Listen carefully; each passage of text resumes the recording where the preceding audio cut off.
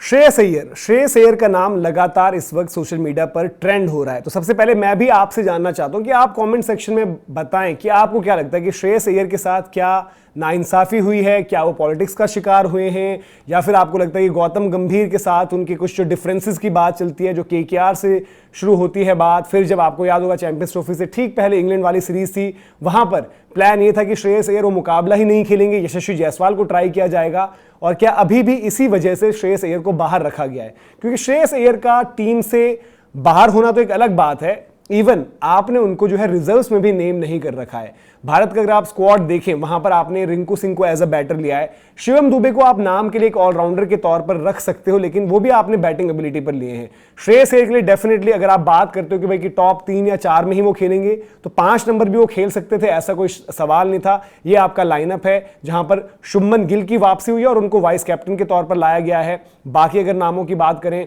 तो यशस्वी जायसवाल भी बाहर है, यशस्वी जायसवाल बाहर है, वो भी एक मतलब ऐसी खबर है कि जिसको आपको समझना और समझाना मुश्किल पड़ जाएगा किसी को भी, जब कोई पूछे कि यार भारत की T20 टीम में क्या यशस्वी की जगह नहीं बनती।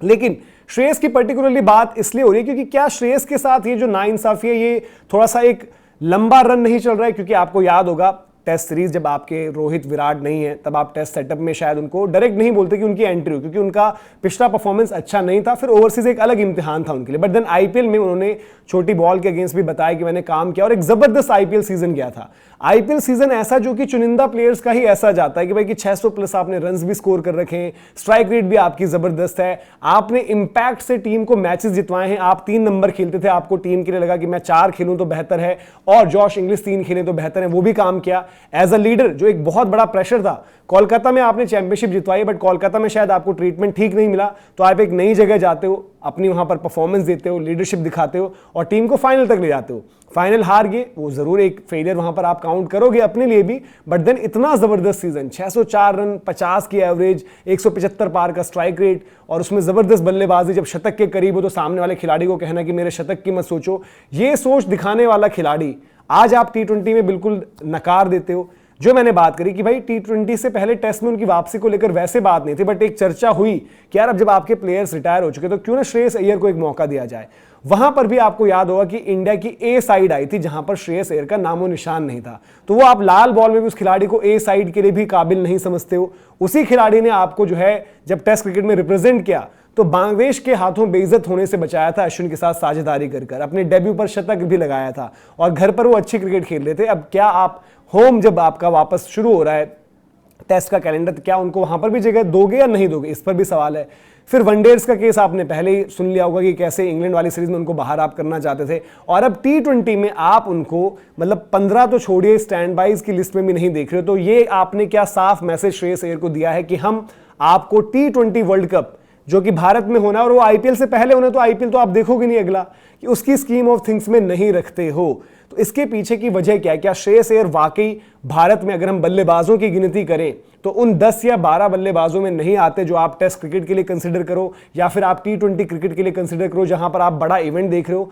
वनडे में भी शायद ऐसा लग रहा है कि श्रेयस की परफॉर्मेंसेस इस लेवल की हो गई है कि आप उनको इग्नोर नहीं कर सकते, तो आपको इस वजह से उनको रखना चाहिए। क्योंकि एक तरफ दुनिया ये बात कर रही है और रिपोर्ट्स भी आई थी कि भाई बीसीसीआई टॉप ऑफिशियल का ये मानना था कि श्रेयस को सिर्फ आपको अब टीम में नहीं, तीनों फॉर्मेट में, बल्कि एक लीडरशिप रोल के लिए भी देखना पड़ेगा। तो क्या वहां पर एक लीडरशिप के वो कंटेंडर बनेंगे? इस चीज का भी उनको खामियाजा भुगतना पड़ रहा है कि इस वजह से वो सिर्फ अभी वनडे की टीम में है। और जब ट्रांजिशन की बात चल रही है कि टेस्ट में ट्रांजिशन हो रही थी, तब आपने ठीक है नाम ट्राई किया, बट क्या आप वापस आप घर पर भी इनको मौका नहीं दोगे? और T20 टीम फिर, क्योंकि आपने एशिया कप में तो पिक नहीं किया है, तो उसकी अगली आपकी जो 3 बायलैटरल सीरीज बच रही हैं वहां पर भी मुश्किल लगता है। और क्योंकि आपने रिजर्व्स में भी नेम नहीं किया है, तो आपका श्रेयस अय्यर का केस क्या है वो शायद श्रेयस अय्यर से आज पूछना, उनसे जानना बहुत ज़्यादा मुश्किल रहेगा, क्योंकि उनके लिए तो सिचुएशन अजीब सी है कि जो उनके हाथ में था उन्होंने एक एक चीज़ करके दी, लेकिन बावजूद उसके उनको जो है कहीं पर भी जगह नहीं मिल रही। और इससे पहले भी आपको याद होगा कि जब चलिए पिछले तो जो वर्ल्ड कप में वो कंटेंशन में नहीं थे, लेकिन उससे पिछले जो वर्ल्ड कप थे उसमें उनके साथ क्या हुआ है कि आज जिस रिजर्व में भी उनको जगह नहीं मिली है, वो उस टाइम पर उन रिजर्व्स में घुमाए गए थे और उस वक्त उनको इंजरी का खामियाजा हुआ। तो कभी इंजरी ने उनको चोट पहुंचाई है, तो कभी अब ऐसा लग रहा है कि उनके जो टीम में या टीम मैनेजमेंट में कुछ ऐसे लोग हैं जो उनको चोट पहुंचा रहे हैं और उनको उस तरीके से आगे नहीं देखना चाहते। तो श्रेयस अय्यर के केस में आपका क्या मानना है? क्या उनकी जगह भारत की इस T20 टीम में बन सकती थी? यानी चाहे आप रिंकू के स्लॉट पर, शिवम दुबे के स्लॉट पर, अगर आपको बैटर पिक करना था, क्या उनको नहीं पिक कर सकते थे? तो ये एक दावेदारी वाला केस है कि भाई आपको क्या लगता है, कमेंट सेक्शन में वो आपने बताना है। और अगर आपको लगता है कि नाइंसाफी हुई है तो उसकी सबसे बड़ी वजह क्या है? क्या वो कोच के साथ उनकी ट्यूनिंग उतना ना बैठना, या फिर श्रेयस अय्यर का एक आउटस्पोकन होना, उस तरीके की चीजें भी कि आप उनको इसीलिए लीडरशिप ग्रुप में भी उस तरीके से नहीं देखते हो? तो कमेंट सेक्शन में वो आप जरूर बताएं। साथ साथ वीडियो अगर पसंद आया हो तो लाइक भी करें, और अगर आपको लगता है कि श्रेयस के साथ थोड़ी सी नाइंसाफी हुई है तो वीडियो को शेयर भी करें। सब्सक्राइब नहीं किया आपने गेम चेंजर्स को तो सब्सक्राइब जरूर करें। GCTV पर भी जुड़ना है और गेम चेंजर्स व्लॉग्स पर भी जुड़ना है। अभी के लिए आपसे इजाजत लेते हैं। जय हिंद, जय भारत।